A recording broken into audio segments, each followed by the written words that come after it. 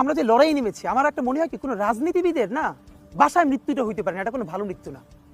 যিনি রাজনীতি করেন, যিনি লড়াই করেন, যিনি বিপ্লবী, যিনি সংগ্রামী, তার মৃত্যুটা হবে একটা সংগ্রামের মধ্য দিয়ে, একটা রাজপথে, একটা গ্লোরির মৃত্যু। আমি তো ভীষণভাবে প্রত্যাশা করি, আমি ছোটবেলা থেকে এই স্বপ্নটা দেখি, অনেক জায়গায় বলেছি, একটা তুমুল মিছিল হচ্ছে অন্যায়ের বিরুদ্ধে, সেই মিছিলের সামনে আমি আছি, কোনো একটা বুলেট এসে আমার বুকটা হয়তো বিদ্ধ করে দিয়েছে, এবং সেই মিছিলে আমি হাসতে হাসতে আমি শহীদ হয়ে গেছি।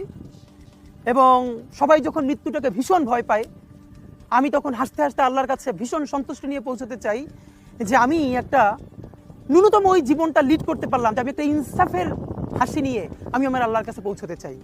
সুতরাং আগামী 50 বছর বাঁচলাম, কোনো ইম্প্যাক্ট তৈরি হলো না আমার দিয়ে, দেশের জন্য, রাষ্ট্রের জন্য, উম্মার জন্য, জাতির জন্য।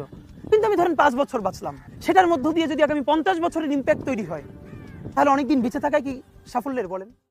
যখন মৃত্যুকে ভয় পায় তখন তিনি ইনসাফের হাসি হেসে পৌঁছাতে চান সৃষ্টিকর্তার কাছে। জুলাই অভ্যুত্থানের পর আলোচনায় আসা ওসমান হাদির সাহসের প্রশংসায় ভক্তরা পঞ্চমুখ, আবার বক্তব্য দিয়ে কখনো কখনো কারো কাছে বলেছেন চক্ষুশূল। তবে সেসব থোড়াই কেয়ার করেছেন হাদি, ঘৃণার উত্তরে ছড়িয়েছেন ভালোবাসা। দক্ষিণের জেলা ঝালকাঠির নলসিটি থেকে উঠে আসা হাদিকে দেখা যায়নি কোনো রাজনৈতিক দলে সম্পৃক্ত থাকতে।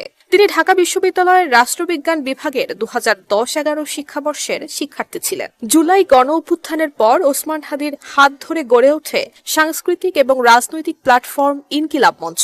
এটি প্রতিষ্ঠার পরপরই জুলাই অভ্যুত্থানের স্মৃতি, শহীদ এবং আহত ব্যক্তিদের স্বীকৃতি এবং জুলাই ঘোষণাপত্রের দাবি তুলে শাহবাগে সমাবেশ আয়োজন করেন হাদি। আওয়ামী লীগ সরকারের পতনের পর গত বছরের অক্টোবরে রাষ্ট্রপতি মোহাম্মদ শাহাবুদ্দিনের পদত্যাগের দাবিতে বঙ্গভবনের সামনে বিক্ষোভে যোগ দিয়েছিলেন ওসমান হাদি। আওয়ামী লীগের কার্যক্রম নিষিদ্ধ করার দাবিতেও হয়ে উঠেছিলেন সরব। চলতি বছরের ফেব্রুয়ারিতে ধানমন্ডি 32 নম্বরে বঙ্গবন্ধুর বাড়ি ভাঙাতেও সক্রিয়ভাবে অংশ নিয়েছেন তিনি। গত 16 জুলাই গোপালগঞ্জে এনসিপি নেতাদের উপর হামলা হলে কঠোর ভাষায় প্রতিক্রিয়া জানিয়েছিলেন। তখন তার একটি বক্তব্য সামাজিক যোগাযোগ মাধ্যমে ব্যাপকভাবে ছড়িয়ে পড়ে।